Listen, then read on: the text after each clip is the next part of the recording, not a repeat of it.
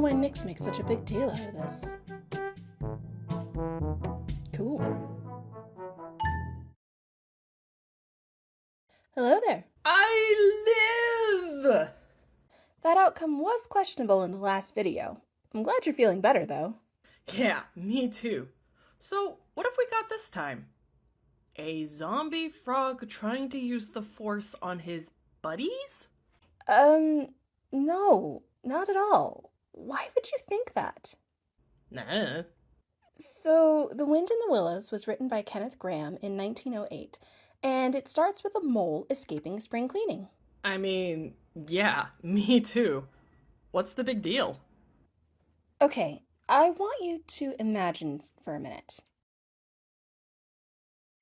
You've lived underground your whole life. Everything is routine, and you're whitewashing your walls. And suddenly, you just can't take it anymore. You drop the paint roller, run out the front door, burrow to the surface, and suddenly are blinded by sunlight for the first time. Ow! A whole new world is open to you, and you run down the road, annoying the local rabbit population until you reach a river. And there you meet your new best friend, the water rat. Can I stop imagining now? Huh? Oh, yeah, I guess so. Cool. Anyway, the rat is a pretty pleasant fellow. He teaches Mole about the river, teaches him how to row properly. Mole did capsize them at one point, but Rat also begins to tell him about the neighbors. Like the possessed frog. Like the obsessed Toad. I like mine better. Fair. They do go to meet Toad at one point and find out that he's, just a little bit crazy. The creature becomes absolutely obsessed with new things, and he's rich enough that he can do just about whatever he wants. So when he decides to go on a road trip in a wagon, Toad has everything ready in a jiffy and persuades Mole and Rat to go with him. A wagon? Huh. More like... except yellow. Oh. Their trip lasts for a few days until they come across a machine. An awful machine. A perfectly awful machine. A motor car. The car comes speeding along, scaring the horse, causing the wagon to crash, and starting Toad on a whole new obsession. Hey, I have a question. Are these animals, like, animal-sized, or are they people-sized? Honestly, it's unclear. They seem like regular animals, but some stuff happens later that makes me wonder. Like what? No, you know what? We'll get to that later. Yep. So, Toad goes a bit crazy. He buys and then crashes a number of cars, but it's background for a few chapters. We take a detour into winter, and there are a lot of segments of this book that are their own stories and give a pleasant, wistful description of the goings-on of the animals. Winter slips in with its own activities, and Mole decides now is the perfect time to explore the wildwood. By himself. I've got a bad feeling about this.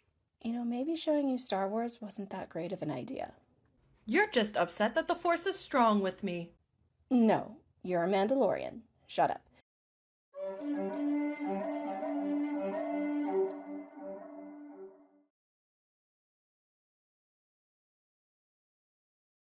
Anyway, it started snowing and Mole got himself hopelessly lost. Rat, who had been too preoccupied with his poetry writing to notice his buddy had left originally, arms himself and goes looking. Mole had holed himself up in the snow, completely terrified as it was now after dark. Rat somehow managed to find him, but they're both lost on the way back, and they end up stumbling into Badger's house. Badgers! Badger let them stay the night, and the three of them decide they need to do something about Toad come spring. Why wait until spring? No, wait! I know this one. Badgers don't hibernate, but they do sleep for long periods of time during the winter. So Badger wouldn't really be awake enough to deal with Toad's shenanigans. But toads do hibernate a lot. So why is he out wrecking cars? I didn't actually know that. Toad is absolutely ridiculous and generally does what he wants. But when the spring does come, Badger wakes up the rest of the way, and the three animals go to put Toad under house arrest until he gives up his motor car obsession. Let me guess. It fails. Spectacularly! Toad manages to escape and makes his way up the road. He's trying to pretend he's cured and has no problems and goes to get some lunch. But then... No. These guys come in and leave their nice, shiny car outside. Toad sneaks out. He just wants to admire the car, but admiring turns into getting into the car, and getting in turns into driving the car. He stole it? And was promptly caught. He was arrested and sentenced to 20 years in jail. The judge hoped that, if nothing else, that would keep him out of mischief for a while. Does it work? For a bit. Toad ends up making friends with the jailer's daughter. Some flattery and fancy talk, and the girl comes up with an escape plan for him. He can't even be bothered to come up with his own escape plan? See, the girl's aunt did laundry for the prison, and she was bribed successfully.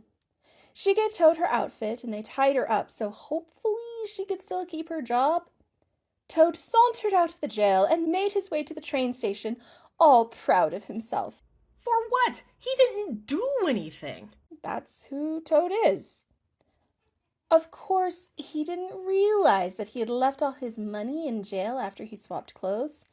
So, pretending to be the laundry lady, he tricks the engine driver into letting him on board. It gets him part of the way home. But just part way. Yep, because the jailer realized he was gone, and the cops have a rail car, and they were in hot pursuit. In pursuit? The engine driver slows the train just enough that Toad can jump off safely, then picks up speed again. The cops didn't see anything, and Toad wanders off into the woods, thinking about how clever he is. He spends the night in a tree, and then realizes that he is completely lost. This guy is so full of himself. And it gets worse. So he ambles along and finds a tow path, eventually joined by a canal, and later a barge and its tow horse. He begins chatting with the woman who is steering the barge, pretending he's actually a washerwoman, complaining about his kids and the girls he employs, and all about his love for doing laundry. Does he even know how to do laundry? Actually, the barge woman asks him to do her laundry since he loves it so much, and she's busy. Toad heads to the back of the barge and proceeds to fail spectacularly. At laundry. The Toad has never in his life done laundry.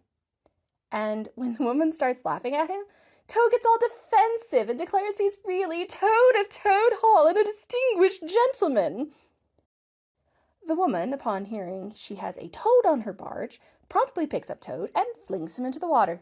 Yes, I like this lady. Toad is now doubly offended and runs up the path and steals the horse towing the barge. The barge runs aground and Toad runs away. He leaves the path and eventually comes across a gypsy making breakfast. He sells the horse to the man in return for more money than the animal is worth and some food. Is Toad supposed to be the hero? He kind of sucks. Honestly, Mole and Rat are more the heroes. Toad is just a stuck-up, self-centered, obsessive moron with more gab than sense. But we'll leave Toad for a moment. The others have been having adventures in his absence. Please. So, Mole and Rat enjoy a good walk now and then, especially when they can't boat on the river.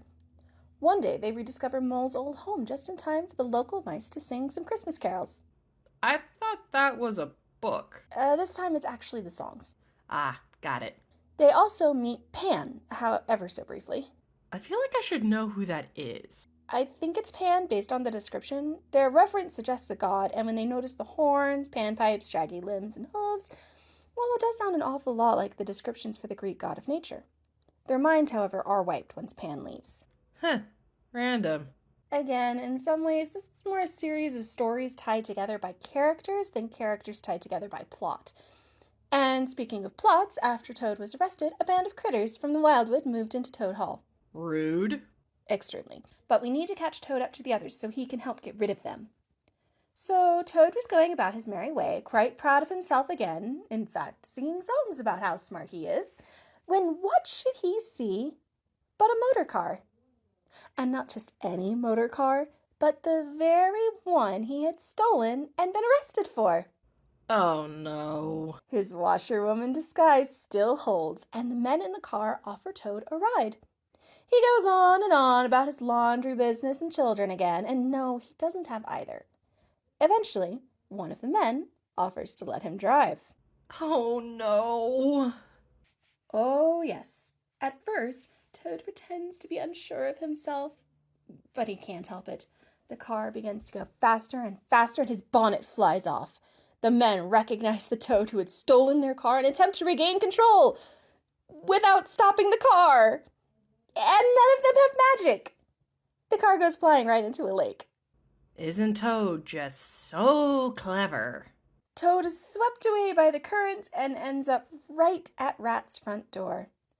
Rat pulls the waterlogged creature in, gives him a change of clothes and some supper, and fills him in on what's been going on at Toad Hall. See, Mole and Badger had actually moved into Toad's house in order to keep it safe. The whole neighborhood had a minor civil war over Toad's arrest, and some of the meaner ones were likely to cause mischief at Toad Hall. And they did. A bunch of rodents had kicked Mole and Badger out and taken the house for themselves. Weasels and stoats, specifically. Those aren't rodents. What? Weasels and stoats. They aren't rodents. They're mustelids. I didn't know that either. Cool. Anyway, these mustelids had taken over Toad Hall and were slowly trashing the place. They had armed guards and wouldn't let anyone in. Mole and Badger had started camping out to keep an eye on the place, but presently came back to Rat's home for dinner. Seeing Toad there, they were ready to plan, and they were just in time. Next night, there was to be a party for the chief weasel. All the weasels would be in the main hall, and the stoats would be guarding. Badger had been friends with Toad's father, and knew of a secret passage that would lead them straight to the main hall. Their plan was to sneak in and drive all the other critters out. But don't the stoats have weapons? Yep, and here's where Mole shows some brilliancy. He borrows Toad's washerwoman outfit. Toad was given some new clothes. And he sneaks down to see the stoats. Traitor. Oh, no, not at all. He straight up threatens the stoats, declaring there would be an attack that night made up of hundreds of badgers, moles, rats, and toads attacking from all directions. The stoats, having no reason not to believe, begin to mutter amongst themselves, complaining that they would have the guard work and would have to fight while the weasels got to party. They're nervous and angry. And that's bad. That night, the four buddies creep through the secret tunnel and interrupt the feast. They battle off the weasels and chase them away. The stoats hear the commotion, and rather than coming to help the weasels, they remember what Mole had told them and run away in fear. And that's how they take back Toad Hall? That's it. They clean up a bit, Mole takes some prisoners to straighten out some bedrooms, have a meal, and go to bed. Next day, Toad is instructed to have a banquet for the neighborhood, at least the nice neighbors, and they narrowly stop him from making everything about him. Isn't everything? Toad had planned the evening's entertainments as speech by Toad. There will be other speeches by Toad during the evening. Address by Toad. Synopsis by Toad. Song by Toad. Yeah, I get it. Carry on. Well, as the book tells us, from that day on, Toad was a new person. He didn't make everything about himself, and he never drove a motor car again. Good. Instead, he had this great idea about a motor boat. No. And so our story comes to a close. Well, that was a wild one. What'd you make for this one? An otter. An otter? Well, there are otters in the story. They just aren't as prominent as the other characters. You really should read it for yourself. That way you get the whole scope of the story. Yeah, I think I'll pass. Well, guess I'm off to find the next one. Stay safe, don't get into more trouble than you can handle, and try not to get arrested. I can't bail you out, you know. See you next time.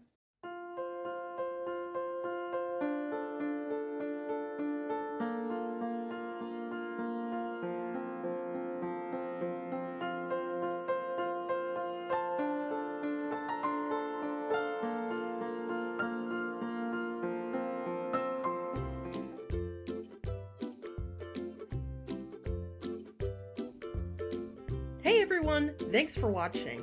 I know you've all been eyeing my shirt here. This is Sally, the bestest girl ever. So much better than Sam. Anyway, Rivan promised that if we got 500 subscribers, she'd make me this shirt in real life. So if you haven't subscribed yet, please help me get a shirt of my bestest girl. And if you have subscribed, give us a like and a comment. Let's get the algorithm on our side. Totally meant our side. Well, I'm off to find our next book. See ya!